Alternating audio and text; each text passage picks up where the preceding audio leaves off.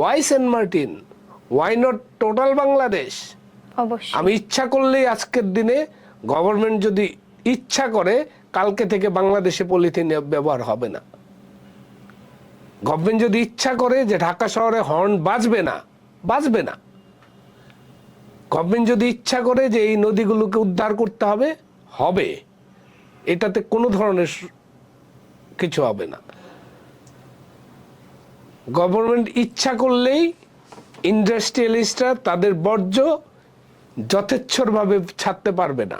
তাদের ইটিপি প্রস্তুত করে তাদেরটা সেইখানেই ম্যানেজ করা উচিত। কেউ দেখার নেই।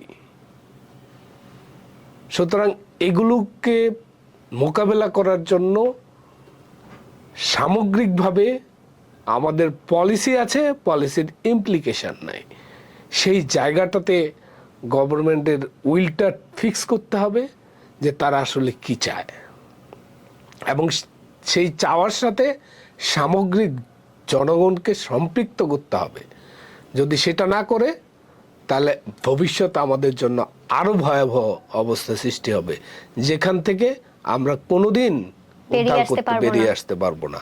আমরা নিজেরা আমাদের পৃথিবীকে ধ্বংস করছি, নিজেরাই এটার জন্য দায়ী।